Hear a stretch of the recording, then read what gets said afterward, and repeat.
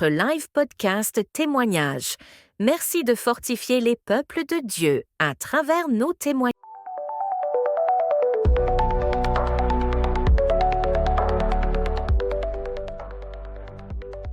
Alors je pense qu'on pourrait commencer par aborder un sujet vraiment fascinant, non ?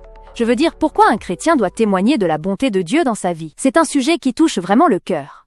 En fait, cela me rappelle une histoire que j'ai entendue d'un missionnaire qui a visité un petit village. Il a partagé comment, dans les moments les plus sombres, les gens là-bas ont trouvé la lumière en partageant leur foi et en témoignant des miracles simples mais puissants qu'ils avaient vécus. C'est ça, en témoignant de la bonté de Dieu, on n'apporte pas seulement de l'espoir aux autres, mais on se rappelle aussi soi-même des choses positives.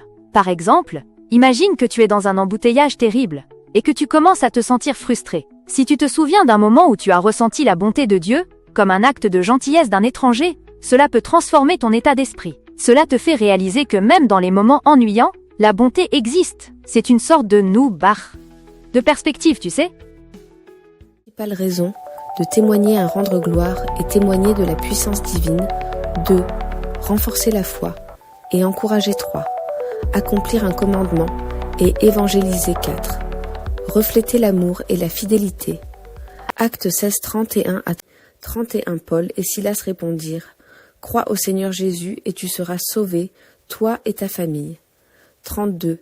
Et ils lui annoncèrent la parole du Seigneur, ainsi qu'à tous ceux qui étaient dans sa maison. 33.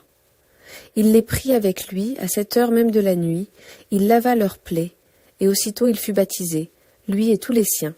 À présent, nous allons suivre un témoignage qui nous parvient de notre sœur Sarah, qui nous parle de ce que Dieu a fait pour elle. Suivons.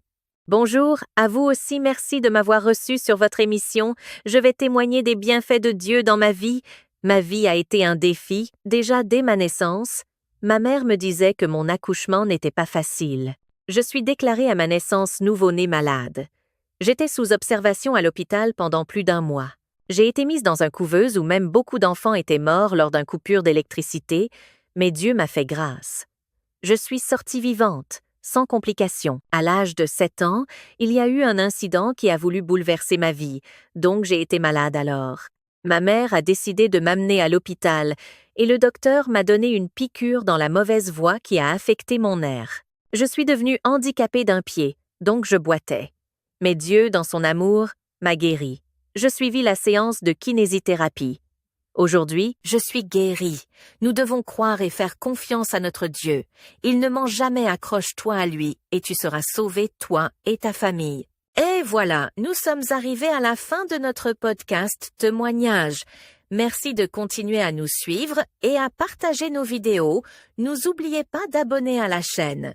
Que le bon Dieu vous bénisse. À la prochaine. Vous voulez partager votre témoignage de ce que Dieu a fait pour vous en envoyant vos témoignages par vidéo ou par audio pour édifier la famille chrétienne.